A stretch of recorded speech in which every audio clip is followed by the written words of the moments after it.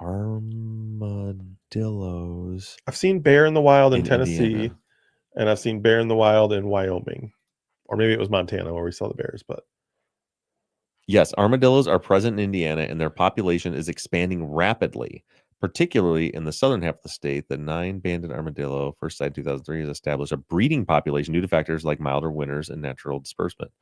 The Indiana Department of Natural Resources encourages the public to report sightings. Are armadillos in northern Indiana? oh, yeah, stop yawning. Yes, this was crazy. So Porter County, like we're like Yeah. just like right. Chesterton, yeah. Yeah. Armadillos have been spotted in the northern Indiana with sightings reported as far north as Porter County near the Michigan border. Holy shit! Like I saw this report on the news recently, and it was like, what? Like I always thought of armadillos as like a Texas, Arkansas, Alabama thing is the places where I've seen armadillos. Yeah, absolutely. But yeah, they're just right down the road. That's crazy. Yep. Let's go catch one. Armadillos. Howdy, Audrey. Kathy made it back. Ashley's back. Look at everybody made their way over here. Man, I'm real. I think my brain's just tired. Ni hao. What? Ni hao? What's that mean? It's hello. Are you sure? Yeah. I don't know if it is. It's hello.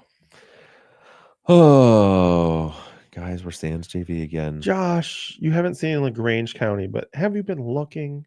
Yeah, have you been out looking for the armadillos? If you were looking. Armadillos and porcupines. Yeah. Hey. Who was that? Liz said, ahoy snitches? That's funny. How do you think you pronounce this one name? Is it Charla? I think so. Okay. That's what I'm going to go with. Yeah. Did you follow what I was putting down there? How to do that? I mean, I think I got it. So you'll sound very professional when you say, Charla has a question and Ashley has a similar question. Yep. And then you'll say both of those before I answer. Mm-hmm. Perfect. Brian just said Halloween on Friday was good weather. I did hear that there's a chance of possible rain on Friday. Also, I don't care because I won't have my kid with me and I'm just going to be sitting in the garage. Sit in the garage. Mm-hmm. Yeah. Just be hanging out. Throwing candy. Oh, I got to drive to Detroit. Listen, it can't be as bad as the year that Maddox tried to blow away with his blow-up costume. How did we not get some fart spray? I don't know. Like, have you seen those videos? Yes. It's the funniest thing ever when somebody does that to somebody. Yeah. I don't know why we didn't. It's probably horrible. They probably because that stuff smells terrible. Yeah, like, it'd be like people, I'm sure, vomit inside of them when it happens. But I'm sure. Is it worth it to watch them flailing around trying to get out of it? Yes. I would, because of that, I would never get into one of those. You're talking about those like inflatable costumes, like you always see like people like in like the T-Rex or whatever, that little fan that inflate them. Because you're just trapped in there. Yeah. Like, don't you need somebody to help you get out? I think the zipper is double-sided. Hannah, it's in the back. Yeah, it's in the back. It's definitely difficult. Hannah, if you have a question, just go ahead and put it in here and I will star it and we will come back to it. Yeah. Now's the time because we're about to start the big show. Where to post the big show. Yeah. Put it right in here. Anybody, by the way, you can always put questions in the chat. Hannah. Nobody ever does, but you can. Not just Hannah. That's why Hannah, you're allowed to, but that's why we're live as well. That's why you guys are here. All 54 of you. 54, pretty good crowd. You know why? It's because JV's not here. Probably gonna be 40 if JV. Nobody wants to hear JV talk. Well, luckily no one heard how I started the Patreon, so we're good. No, patrons are going to. Yeah, they will. Missed the skeleton combo last week, and it made me laugh so hard. There's one of my neighborhoods. So I'm glad and pissed that you brought it back up again because I kind of forgot about it. I keep looking because the last thing I said to the fella on the phone was, I have to go back to work. You need to make sure it's canceled and refund my money. You are going to need to take care of this, and I have to go. And he's, I got it. Like, you're going to take care of that. Yes. Never heard another word, not an email, nothing. Let me just check the old bank account. See, did I ever get reimbursed my $316 for nothing? Doesn't look like it. Hannah, was that a type? Is that an autocorrect from Gandhi? Should it be Galt? What the hell is first slice? First slice? I don't know. It's probably something you forgot to turn off that you ordered, and now you have 75 of them. This is funny. I don't know how I better put my glasses on to make sure I'm not seeing it wrong. So I ordered a couple of new items of hunting clothing from First Light. Uh-oh. And I'm pretty sure that's what this is, that amount looks right. But it came through as first slice. Like, how does that? So, like, now I'm wondering, like, where in there, because I know First Light didn't send a receipt that said first slice. So like where in this electronic system does the name that gets put onto my bank account come from? Because somebody saw First Light, and because it says First Light, yeah, it says clothing under it. First slice. Huh. This is in the sons of bitches did not give me my money back. Sons of bitches. Um Have you seen where they put the truck nuts on the skeletons? no. It's pretty funny. My wife is pissed. She does not want anybody to do it, but I think it's very funny. Oh, I'm just going through just to see, did any chance they gave me my money back?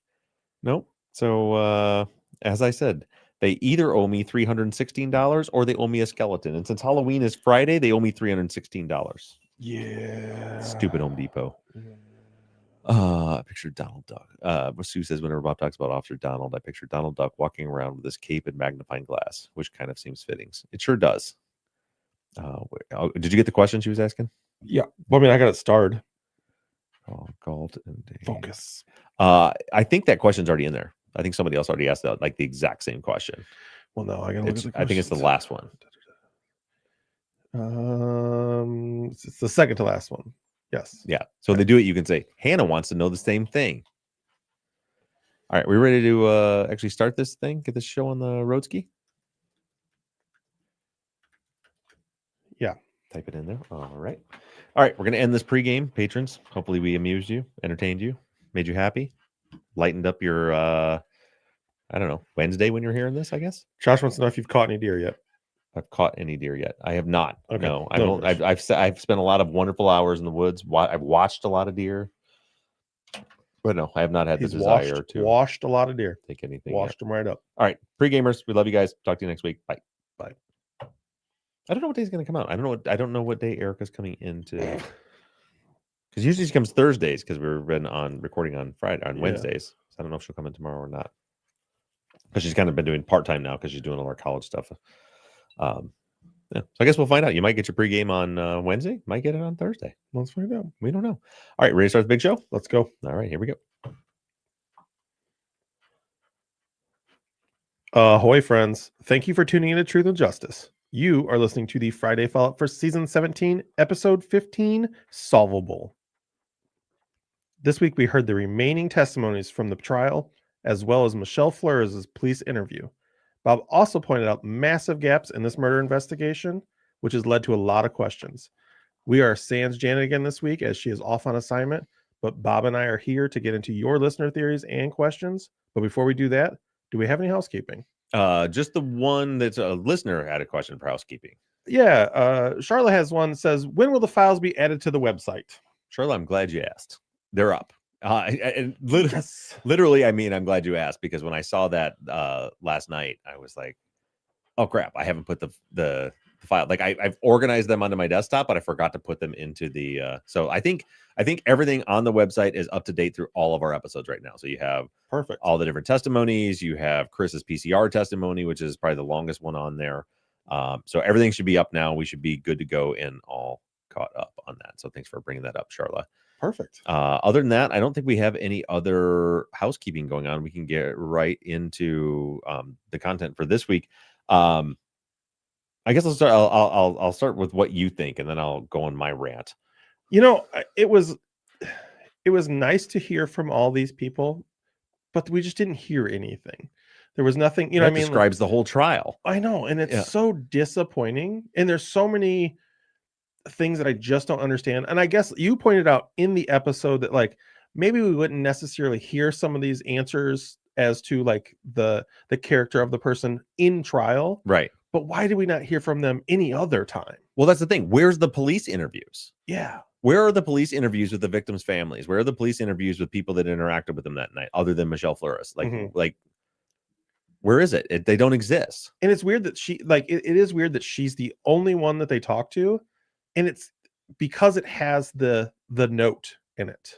Well, and she's the one that like reported them missing. Right. Yeah. Right. But there's just so much more that I feel like could have been done. And I know we're going to beat a dead horse by saying that because you said in the episode that they could have done, they could have followed up anything that she said, including going to the liquor store. Well, that was the thing I wasn't really planning on that when I was writing the episode. Part of it was like and you see, like, obviously, like, a lot of these episodes recently have been shorter, Mhm. but it's like I'm going to, like, okay, we're gonna go through all the rest of the state's witnesses. We got and then and you go through them. It's like their testimonies are a page. Like, this is the listen. It's short. I said 2 days. It wasn't even 2 days.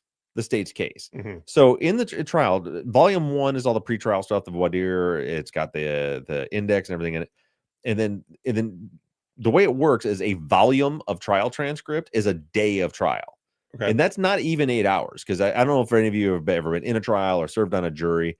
Like, they're like you're supposed to, the jury's reports at 8, and they were supposed to bring you out at 9, but it's never 9, because the judge and the lawyer is always talking about something, and they end up bringing you out at 9:30, 10 o'clock, and then you go a couple hours. Then if it's close to lunch, they give you a break mid-morning, and then that's supposed to be 15 minutes. It turns into an hour, and then you come back, and then it's almost lunchtime, and they give you a break that's supposed to be an hour and ends up being an hour and a half, because the judge is like, that's just how it works. Yeah. And then it's like, it's supposed to be done by 5, and they're like, well, there's always, and you'll see this in the transcript, there's always the okay, well, it's 4 o'clock. How many, your next witness, how long do you think they're going to take? Should we, and usually they're like, I think it'll probably take me more than an hour. Okay, well, let's adjourn now. Right. So it's not even a full day. Yeah. You're maybe in trial for 5 or 6 hours of a day of a volume. The entire trial is 2 days, 2 volumes.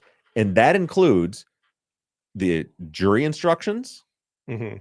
the state and the defense closing arguments, and every motion in between. So, like, the state's case was maybe a day and a half, if that. It's hard to tell because there's no time. There's not. I mean, you could pick it apart based on, like, the bench conferences and stuff. Yeah. But yeah, like, it's insane to me how little attention was given to this case. It already was when we were looking at the investigation, but then in the trial, it's like there was just nothing. To me, the state came out there like, he gave this kind of half-assed confession, and we learned that, and not just that he's going to say it, but that they manipulated Larry into saying, Mhm. because remember, his words were that they told him before he went out where Chris Bynum was so he could identify him. They told him that Chris Bynum confessed. They told him to say Chris Bynum's name.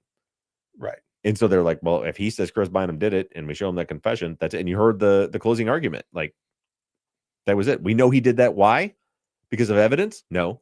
Because of a witness? No. Why do we know he did this? Why do we know that he had a gun? Because he said he had a Because gun. he said he had one. Mm-hmm. So for a person like me that's a layman in this, what would standard procedure be? And I understand you're not a homicide investigator, you were an arson investigator, you're not an attorney. But from your point of view, what would standard procedure be to follow like a report like Michelle's? Okay, so let's take it even a step back from there for Okay. investigating the case. It's different. The arson investigation doesn't really apply because my job is you can look at an arson investigator's job more as like a crime scene technician. Okay. Right. So everything is on the crime scene. Like, I'm not, I would interview people, and like in some interrogations, not really what we were doing, but I mean, we were taught how to interview people and how to, to draw stuff out of them. Okay. But that's it. But I've been for 10 years, I've been investigating murder cases, and I've looked at how other investigators do it. So I think I can speak somewhat intelligently about that. So in this case, you go back to everything like we've learned from like Jim Clemente over the years. Step 1, always victimology. Well, even before that, like, first day on the crime scene, like, you get there, you're at the crime scene, immediately you start canvassing the neighborhood, like for the house crime scene and for the ball field crime scene. Start knocking on every door. Okay. Did you see anybody here? Did you see anybody leave the house? Did you hear anything? Did you see any weird cars park in the parking lot? Like, anything, or in the driveway? Anything like that, like, that's step 1. And then talk to any witnesses that were there. So then you go, and obviously Michelle Flores had reported it. She was with the victim. That's part of your victimology assessment. But that's what you want to do, is start establishing the movements of the victims. A little easier at the house crime scene because they were at home, right? So you're not tracking a bunch of movements, but you still need to study victimology because somebody came in there, and what we know now, somebody came in there with drugs and started smoking drugs with them and then shot them, right? That tells me, like, from a profiling perspective and a very like elementary perspective, this was someone that knew them. I don't think, I've never been in the drug scene at all. People are welcome to message me privately, because I know that we have some folks that that have been in Yeah. their past. But from the discussions I've had with people who have kind of been in that scene, this is not a dealer. Right. Like a dealer is just a Joe Blow dealer that you buy from is not coming to your house to deliver drugs to you and then going to be in your house when you start smoking them. Yeah. Like you don't stay a dealer very long doing shit like that. It also seems, and definitely no excuses, but it also seems like the first investigators, when they first get to the house and they start one with canvas, they wouldn't know about the drugs, right? Because the toxicology report takes a little bit to come back. No, but you can tell reading between the lines that they made assumptions. Okay. I think they assumed, just like what they say to Liz's grandmother or Liz's mother, like, well, what kind of person she was, right? So I think they assumed these were throwaways to begin with. This is going to answer a lot of your questions later as to the why this happened, right? But so in a proper investigation, right? So you want to know, you canvass the neighborhood, you need to know what's going on. What were they doing in their life? Particularly, you have some solid leads. The house crime scene is more difficult, but with Liz and Sheila, you've got some solid leads, right? The first person you talk to is Michelle. Okay, so you talk to Michelle, and Michelle tells you she made a phone call, she made a page, whatever, and then she went to Sports Life. I think that's what it was called. I do think that's Sports Life liquor store. It's on 20 and whatever down the road. Immediately, you go there, right? It's within 24 hours. You go there and show them, like, have you seen this person? Were these two women here last night? Did you see who they're with? Do you have surveillance footage? Let's, because I guarantee you, like I said, and we're planning a trip to go to Gary. Yeah. I want to go to, that's one of the places I want to go and hopefully find somebody that might know, did they have surveillance cameras all the way back in the day? I guarantee you they did. So you go start finding out, who did they come into contact with? Try to figure out where they went to next. I don't think there's any way you don't get, at that time of night, you don't get some kind of lead. You have two white women in the Etna neighborhood, which is predominantly a black neighborhood. Two white women that go to this liquor store at 11 o'clock at night. Someone who worked that night is going to recognize them, is going to remember them, is going to give you some idea of who they came into contact with there. So like that's the easy first step. So you've got like this two-sided approach for me as an investigator is I'm tracking their steps, trying to figure out who they came into contact with. And then on the house side, it's a deep study of victimology, and I'm taking my time. Now let's say this tip did come in, and let's say it's real, and that leads them to, my guess is it led them to Shaky, is probably how they got to Chris, but we'll talk about that in a minute too. You get this story, you bring Chris, fine, bring Chris Bynum in for questioning, says they were at the VFW, whatever, if you did a legitimate investigation. We know the VFW also has surveillance footage. Okay, well, you get the story from Shaky, who says, oh yeah, he was there and he had a gun, he pulled this gun out on me. Easy to verify. You go talk to everybody that was at the VFW and look at the surveillance footage. Find out what happened. Find out if they were together. Find out when they left. Find out if they left together, what they were driving, all these different things, right? So these are all like easy steps. I can't tell you where those leads would lead them to, but what I can tell you is it would put them closer to the actual answer of what happened. Like, those are just very, very basic steps. Right. And then as far as the trial goes, what's missing from this trial, generally speaking, you'll have the family members come, because you have to, like, there's weird things in a trial where you have to identify the facts of the case. So if I'm doing a trial to convict somebody for murdering Liz Daly Ayers, I have to establish that the victim is Liz Daly Ayers. So you bring up a relative, come up, you can identify that's her. She was the one that was killed. That's check the box off. Okay. Right. So that part has to happen. And then usually you go right from the beginning. You pull the 911 calls, which we never heard, were never put into evidence, was never made available to the defense as far as I've been able to tell. Right. So you play the 911 call. You just start walking through the whole thing. And right. And there should be two, right? There should be one from the house and one from the ball field. Right. So yeah, exactly. Yeah, you have Terrell Triggs's 911 call, and also I don't even know if Michelle first called 911 or if she just called the non-emergency line. But you start like laying the foundation for what happened, and then walk through all of your investigative steps that led, like the fact that you get through this entire trial and the jury never learns why Chris Bynum was brought in as a suspect to begin with is insane. Yeah. Like, that is insane. And it should put up giant red flags. to people. Like the fact that we don't know from the reports is problem one, but like it didn't even come out at trial. They never even made an attempt. Tells you that the way they got to Chris was not an honest way. Mm-hmm. If it was an honest way, they would have told you. That's normal procedure, you know. So there's all these like glaring gaps, and it was just like when I really looked at the brevity of the trial, everything that was missing from the trial, everything that was missing from the investigation. There was no question in my mind. It's definitely my opinion, but in my opinion, there's no question that this was not an honest investigation. That they are intentionally hiding stuff from the jury. They were hiding stuff from the defense, and I wouldn't even say like they don't know if they got I don't think they give a shit if they got the right person. Yeah, just trying to clear a case. Yeah, and that's and here's my evidence for that. Larry Brooks told them there were two people. They convicted one and closed the case. Mm-hmm. They didn't care. Right. Yeah, I mean, not only that, Larry told you there's two. This supposed tip that may or may not have had three. At three, right? So they still only, yeah, that's so crazy to me. So we kind of touched on it just for a split second, but we're going to go for it. Olivia asks, how is it not a Brady violation if the prosecutors didn't turn over the note? If that had the number of a different Chris, that could be in the information the defense needed to boost their arguments. So it's you're spot on. It is a potential Brady violation. Here's the problem. The note, they say, does not exist. So in order to prove it's a Brady violation, you have to prove it exists, it's exculpatory, it would be material, meaning it could have changed the outcome of the trial, and that it was withheld from the defense. Now, I think, and I don't know if this has been done through any appeal. I haven't seen it, but if not, it may be a possible avenue.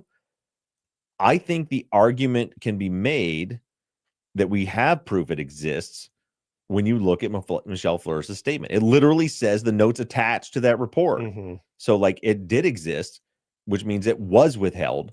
But even with that, how do you prove that? And Michelle Fleuris is deceased, by the way. Oh. Not that she would remember what the number was anyway. Right. But how do you prove that the number they said was on that note was in fact the actual number that was on that note?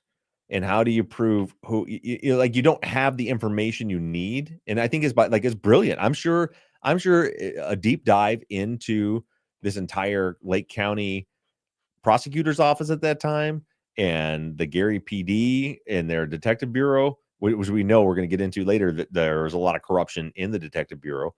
Like, you don't pull this off in this way this easily unless you've done it a lot. Oh. So when you look at like Jody Hill's case in Benton Harbor, mm-hmm. like it didn't take long to find all like documented glaring corruption. You know, it wasn't hard to figure out what they did, because I don't think they did anything that complex before. This is not like that. Like to take a note and say, oh, steps like when we interview people, we're not going to record it. We're going to type in what we're saying they said and have them sign it and present it so it looks like a transcript. That way we can say whatever we want. So she could have said, yeah, it has this number 1, 2, 3, 4, 5 on it. And they go, great. And they type in the report. She said the number was 37856. Mm-hmm. It's that easy, to put whatever number, and it can be typed up after the fact. It can be edited after the fact. As a matter of fact, I need to look. I'm wondering, I'm going to do this right now, live in real time while we're doing this. I think I have it right here. I never, while you think about it, I never thought about that too. The idea, I know that we've talked about it at length, the idea that they typed up this report, making it look like it's a transcript, but it's not. But I never even thought about the idea that they could still type it in real time as like they're pretending it's a transcript. Yeah. But who's going to read? You know what I mean? Like if I'm giving a statement and it's 20 pages long, I'm probably not going to read all 20 pages to make sure that what I said is accurate back to them before I sign it. And this is what I was looking for. I'm looking at that statement, Michelle Fleuris' statement right now. And on page 1, where she gives basic information, at the bottom of the page, It's signed by Michelle Flores and Detective Galt. Okay. On page 2, the page where she gives the phone number, where the phone number is typed in, it's signed by, I don't know who, it looks like Joseph Moxley on the side, not signed by Michelle Flores. Page 3, now we're beyond, this one does not have the phone number, signed by Michelle Flores. And looks like Galt or Moxley. It's hard to read the handwriting. And page 4, the final one is signed by all 4 pages are signed by Michelle Flores, except the page that has the phone numbers on it. That's something I need to pass on to the attorneys because that's super interesting. That is interesting. Because so what that means, remember how I told you is so, and right there, the end of page 1 ends with Michelle is speaking. She says, and told her to meet him at the Sporting Life Liquors. They never came back. The start of page 2 is another, says answer by, so still Michelle talking. Well, when I got up, sitting by the phone on the table was this number showing this detective a page with the phone number on it. That was the part. Remember I said it doesn't make sense because like she's responding to a question. But there's no question. But there's no question. And the pages are numbered. It says 1 of 4, 2 of 4, 925, 930 is what's typed onto it. That's a problem. Telephone call information, and then the next page, page 3, starts with, do you know Chris's name? So literally there's this page that has the entirety, and I'll show you exactly, you can see what it looks like. Okay. Yeah. So here's page 1. Q, I don't know where my cursor is. Question, answer, question, answer, question, answer, question, answer. She's answering. You see where she signed it. Yep. Page 2, she's answering, and there's this long drawn, and there's cop speak in there. Oh yeah. And there's no question. Yeah, and that's where she gives the phone number, see attached. Now again, showing this detective, this number, like that's written like a report. It sure is. And then quick question, another long narrative, no signature. And then back to QA with the signature on page 3. Wow, that is very interesting and very strange. I can't believe I didn't catch that before, but I'm certainly catching it now. I don't remember where I started that conversation, but that's super interesting. But yeah, what I was, we were talking about Brady violation. So in order to prove Brady, you have to have the note, and that as far as them, them doing this in a way that makes it impossible. If the note is bad evidence, and you toss the note, and you just say, and I don't think Graddick ever, I don't think he paid enough attention to this case to even realize that it said in there that note should exist. I think he just took the word for it that it's on the report. If they just tossed it and it doesn't exist, you can claim all kinds of shit about them throwing away the evidence. But what you can't do is make a compelling argument to a judge that it's exculpatory based on some hypothetical of what you think it's going to say. So that's the problem with it being a Brady violation, is they did a great job of making it disappear. Sue says, actually, Bob, that's not a problem. This is awesome and helpful. We know they are liars. Now we have a tiny bit of proof. Congrats. Oh, thanks, Sue. Okay, we'll move on from that, but that's well, this is still kind of in the same vein. Charlotte asks, if police had the number that didn't belong to Chris on the note, why wouldn't they just go after that person? Not a lawyer, but testifying to a note written by someone else when you don't have the note or the person who wrote it sounds like hearsay. Do we know for sure if the note was collected or photographed?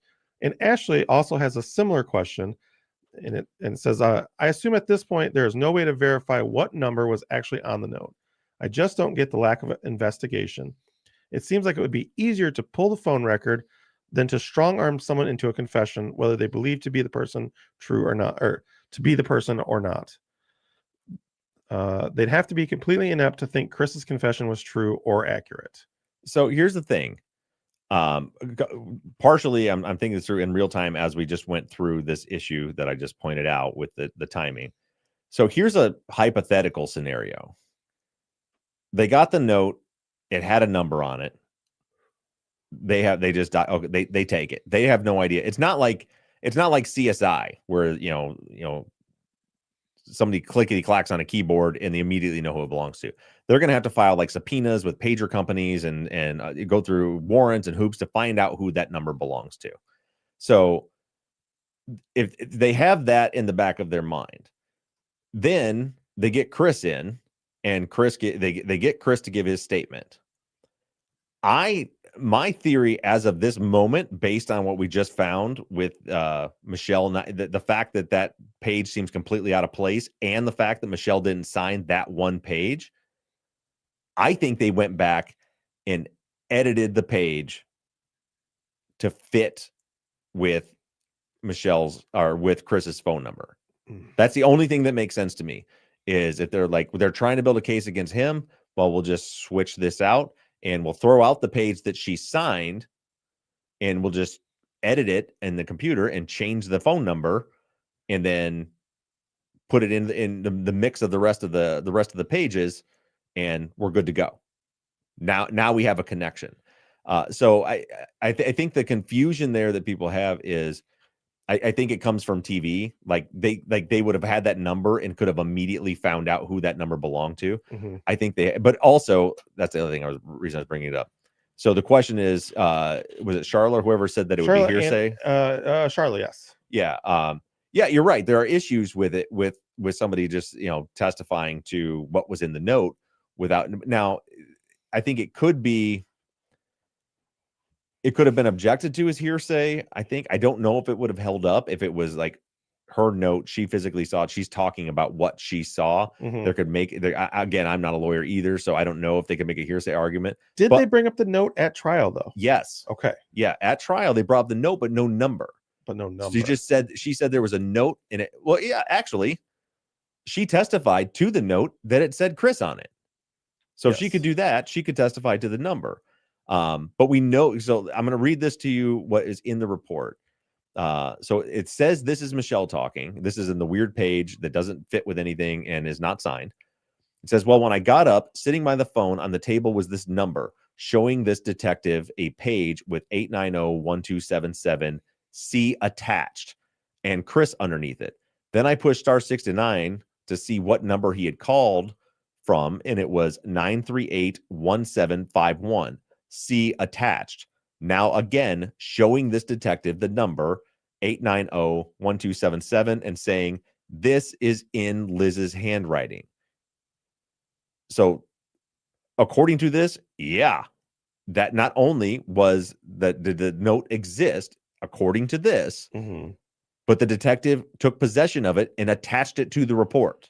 It says C attached. I also don't remember *69 working like that. Didn't it just call somebody back? I thought it would just call the number back. It doesn't show you. Yeah. I thought it would just call the number that called you. I don't think it ever showed you the number. This is a weird live doing things, but I'm going to check this out. And maybe I'm wrong, but I do not remember *69 giving you a number. I remember you being able to reply to it. So I'm going to read this question while we're doing this because we don't have an answer and we've already kind of answered it. Heather asks, is there any way to go back and find out whose phone or pager numbers this belongs to? Well, again, we have to have the note. Mm-hmm. Right. So that's the problem with it is without the note. And that's the clever part about it. As long as the note that was at one point attached to this report doesn't exist. No. Now, if the defense had it, then if it existed and they knew what the number was, absolutely, you could find exactly who it belonged to. Good catch, Zach. I just checked this to verify. In the year 2000, dialing *69 on a landline would call back the last number that called you. It did not tell you what the number was, which is why it was a common feature used before caller ID became widespread. Yeah, because you didn't know who called. So again, bullshit. Right. So in the report, they say that the report says, and we'll read that again.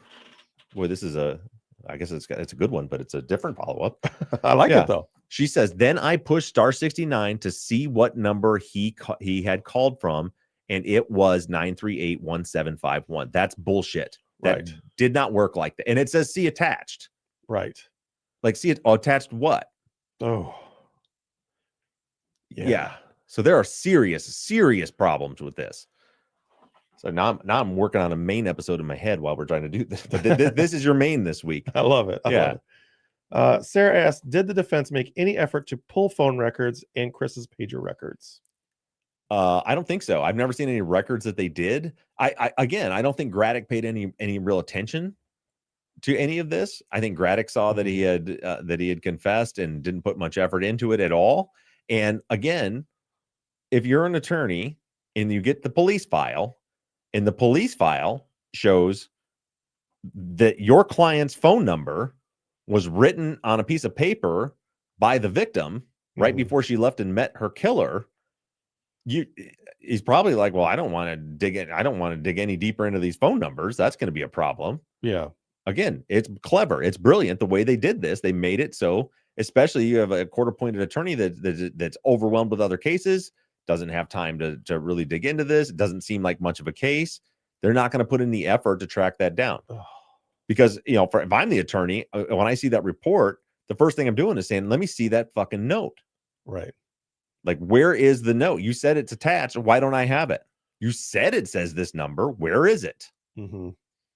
Man, I feel like as a court-appointed attorney too, I don't know. Obviously I'm a layman talking about this, but like you look at it, you have the police report that says the number's there. You have the confession. You're like, hey, I'm just going to get this guy the best deal I can get. Right. Because he's already this far. Yeah. Sue's asking in the chat, she said, why would the police think *69 worked like that? Did the police have some special *69 that would do that? Who knows? Who knows? I mean, to me, the more and more as we're sitting here in real time, I'm thinking like that. I think that entire part of that report was typed up after the fact. I think it was edited and typed up after the fact. So Liz said, could her phone bill attached for the number that she *69? But it would take so long for that to come around. That number was read the day after. Mm-hmm. She showed him something, the number she got from *69, which was the number that the number that called her. Right. And it's supposed to like call back. Yeah, that's it would call back the last number that called you. And just to clarify, the number that has been given in the report is actually Chris's pager number. Yeah, well, I don't know. It's the number that Chris said was his pager number in his report, but that could be bullshit too. Okay. That's in the file that Timmy that works with Nikki. Right. In his like tracking all this stuff down, he has a list of all the phone numbers, but the source for that number, because they got the case years later. They got it like 4 years ago. So it's 20 years after the fact. The source for that number was from Chris's statement where he said that's his pager number. Okay. But my guess is that I would assume that's probably if the way this plays out is Chris gives his statement, gives his pager number, and they go back and remove a page and replace it with this one that has his number. They probably think, okay, that's actually his pager number. So let's just write a report that says she had that pager number written down. Damn, that's craziness. All right. Sue says, did all three people named in the alleged tip know each other? I don't know. Shaky and Chris did know each other. They were at the VFW together that night. I do not know if they knew Terrell. I'm sure Nikki usually listens to these and she'll let me know. I do vaguely remember Chris.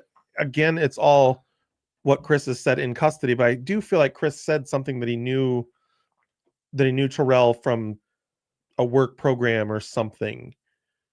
I think you're right. Something along those lines. Yeah.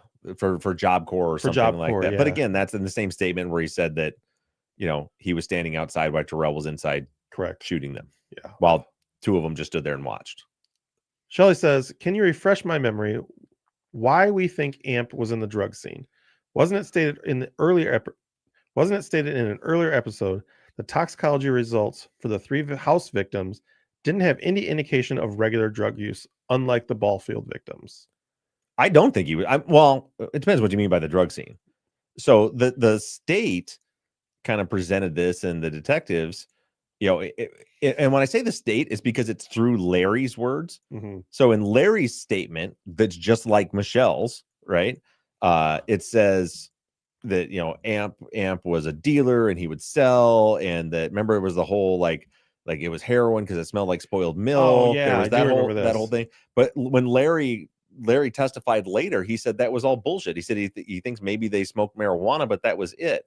And yeah, the tox screen, like, I don't think Amp was a dealer. Yeah. I don't think he was a dealer. I don't think he was even a chronic user of anything other than maybe marijuana. I think that, probably it's something, because his tox screen showed he hadn't smoked crack or cocaine or done any of that within, days prior to this. It was just that one night. It doesn't mean that he never had before. But yeah, I don't, whatever, depending what your definition of in the drug scene is. No, I don't think he was a dealer or anything like that. But I think that's how it was presented. Oof.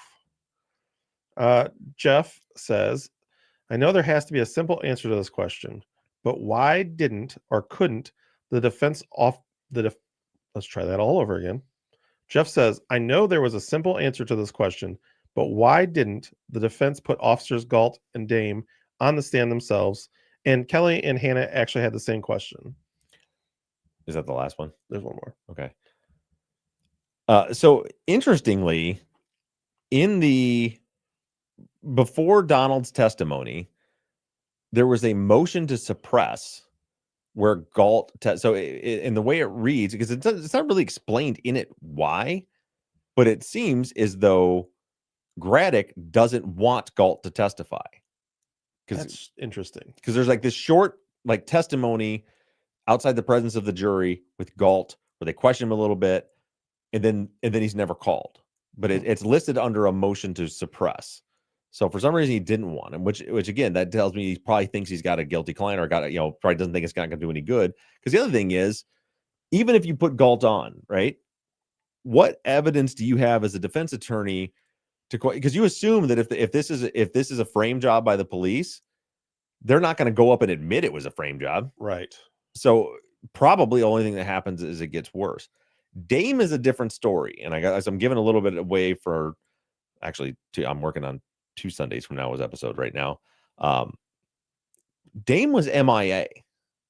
So there's a short bench conference at one point in the trial where they're talking about what witnesses are you going to call, how long is it going to take, and Graddick says it's Collins, the prosecutor, and Graddick and the judge talking, and the judge is kind of at that same point, like I was talking about, like, how long is this going to take, how many witnesses do you have, or whatever.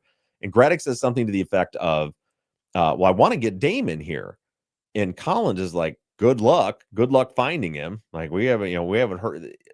Essentially says like, oh well, he's disappeared right before trial. Conveniently, Officer Dame disappears. So I mean, there's the answer to that. Is as far as Galt, and that's the thing, is Dame would have been like Galt. They could have put on. I don't know what Galt would have said. Yeah, they could have questioned him. My guess is the best they could have done would be to question him to see if there was any indication that Chris was forced into signing that confession, or maybe question him about what Chris said, that he talked to Galt and Galt knew his dad or whatever. And that's what's in the motion to suppress. They talk about, like, did you know his dad? Did you know his family or whatever? And then that's it. And then he's not called. I don't know what's going on there. But Dame did have devastating testimony for the state. They had Dame's report, which no one was able to read in. They were not able to get it in because it wasn't their report. They tried to get Dame's report in through Donald. They tried to get it in, I think, through I don't remember who else it was, but they're like, no, they can't speak to that. It's hearsay. It's not their report. That's so strange. There's no legal action for Dame being.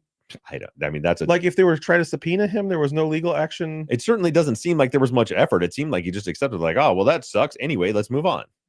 Like it was just, but it was the way Collins said it was like, I think her actual words were, yeah, good luck. We can't find him anywhere, or something like that.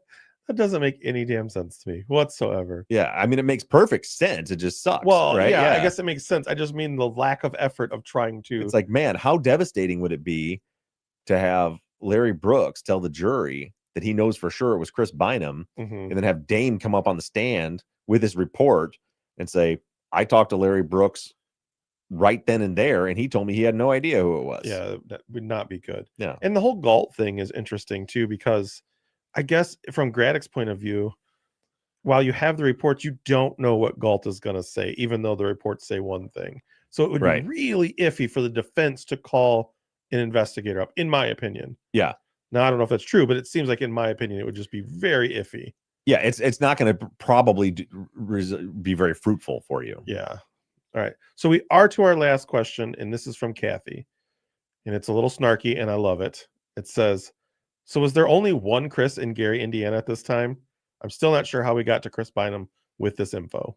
Yeah, good question. So this is my theory. I want to be clear. This is a theory. The more and more I'm digging into this and trying to understand what happened here, I think one way or another, Shaky got on their radar. This is just my theory.